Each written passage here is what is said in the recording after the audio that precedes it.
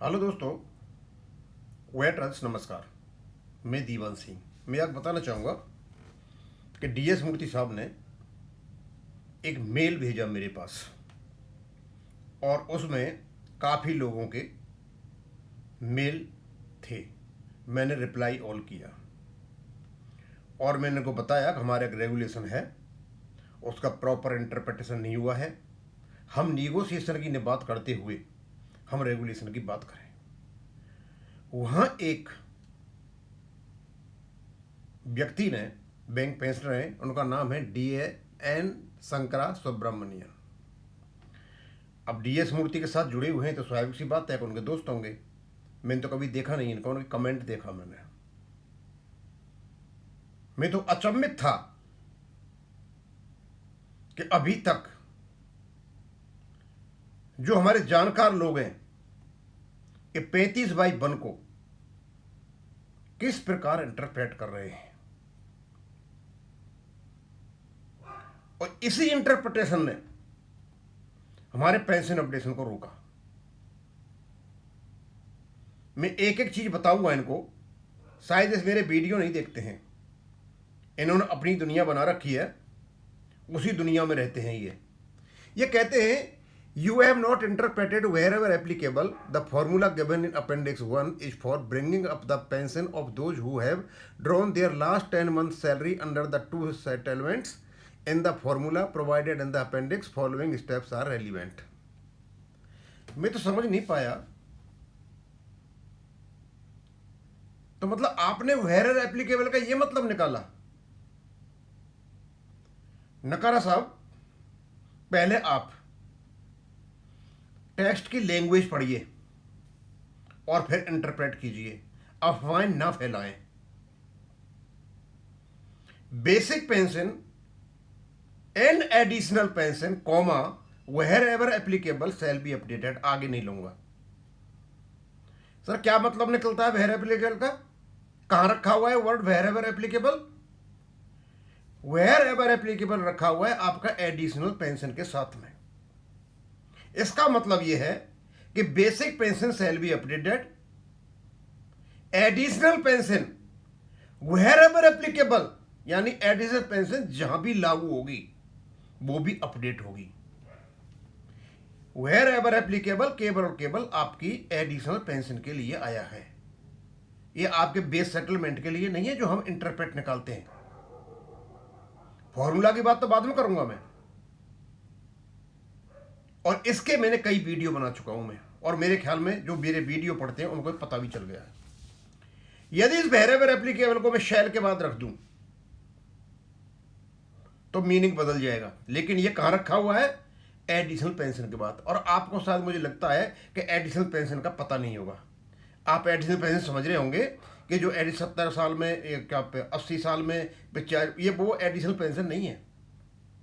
ये additional pension आपकी जो आपको अलाउंसेज मिलते हैं ना, उसका 50%, ये वो है। आप जो पेंशन ले रहे हो दोनों को मिला के, ये एडिशनल पेंशन हर जगह लागू नहीं होती है, ऑफिसर्स पर लागू नहीं होती है एडिशनल पेंशन, कईयों पर नहीं होती है और कईयों पर होती है। यानी जहां एडिशनल पेंशन लागू है वो भी, और बेसिक पेंशन दोनों के दोनों लागू होंगे, अपडेट किए जाएंगे। ये जो कहानी गढ़ी ना आपने 10 महीने की सैलरी, ये महीने की सैलरी, इससे यहां कोई लेना देना नहीं है। अपेंडिक्स 1 में हर समय के लिए अलग अलग फॉर्मूला आएंगे, और इसलिए वर्ड में फॉर्मूली दे रखा है। आप एक पर्टिकुलर समय की बात कर रहे हो, और कब की बात कर रहे हो मैं बताता हूं आपको। आपने एक लेटर का कोट किया है, IBA का लेटर है 1996 का, you are quoting that letter. Sir इतने पुराने चल रहे हो क्या आप? इतने पीछे चल रहे हो क्या? आपको पता नहीं है कि 2003 में ये सब कुछ चेंज हो गया था?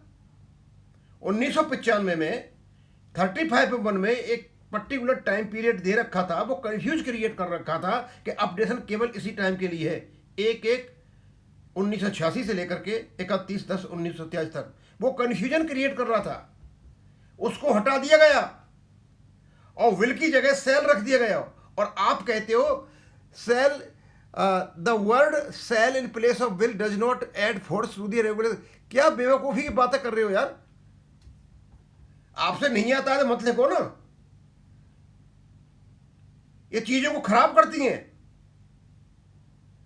और नहीं जानते हो तो किसी एडवोकेट के पास जाइए, पूछिए शैल का मतलब क्या होता है।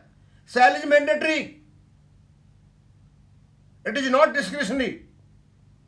बिल में डिस्क्रिशन हो सकता है, शैल में कोई डिस्क्रिशन नहीं है, 100% एग्जीक्यूटेड होगी। ये बेवकूफी भरी बातें आप यहां पर डाल रहे हो और हमें सिखा रहे हो अक्ल। आगे क्या कहते हो आप? वो टोटल पे 10 महीने का 1148 पॉइंट, क्या क्या बकवास है ये? अब मैं आपको बताता हूं, basic pension and additional pension wherever applicable shall be updated. इनको टुकड़े कर दो। Basic pension shall be updated, mandatorily update होगी। Additional pension wherever applicable, और एडिशनल जहां पर लागू होगी शैल बी अपडेट होगी। कैसे होगी? As per the formulae. Formula नहीं है वो सर, फॉर्मूली दे रखा है। इसका मतलब अलग अलग समय के लिए अलग अलग फॉर्मूला बनेंगे। इंडिकेशन वही है कि जैसे बेस सेटलमेंट आएगा, और ये फॉर्मूला आपके अपेंडिक्स 1 में होंगे। क्या अपेंडिक्स 1 में बना कर रखा है कि मतलब 31/10/1987 के बाद कोई अपडेशन नहीं होगा? नहीं पढ़ना आता है तो सर मत पढ़िए।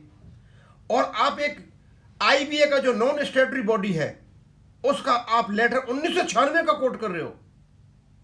क्या आईबीए को अथॉरिटी है क्या रेगुलेशन 1995 का क्या लेटर निकालने की? ये स्टेटरी रेगुलेशन है, इस पर लेटर केवल और केवल बैंक्स निकाल सकते हैं, बैंक के सीएमडी, स्टेटरी बॉडी। वो अलग बात है कि दादागिरी कर रखी है यहां पर यूएफबीओ के साथ मिलकर के, और आपका पेंशन अपडेशन रोक रखा है। इनको कोई अथॉरिटी नहीं है। 1970 का एक्ट सेक्शन 19 इनको अथॉरिटी नहीं देता। उसी के अंतर्गत आपका बीपीआर 995 बना हुआ है। ये स्टेटरी रेगुलेशन है, इसके क्रियान्वयन होना जरूरी है, सेल है, मैंडेटरी है। बॉस इस प्रकार चीजों को नहीं जानते हो तो सोशल मीडिया पर न डालें, लोग भ्रमित होते हैं। और रही सेल की बात, बहुत ज्यादा वीडियो मैंने बना दिए हैं, वेयर एवर एप्लीकेबल ये भी मैंने बना दिए हैं। और सपोर्ट में लेकर के आते हो आईबीए का लेटर, और वो भी 1996 का, 2003 से पहले का। क्या आप उनके चमचे हो क्या? हम आशा करते हैं आप अपने को प्रॉपर तरीका से सुधारें और अफवाहें न फैलाएं। अब मैं यहीं खत्म करूंगा। थैंक यू, धन्यवाद।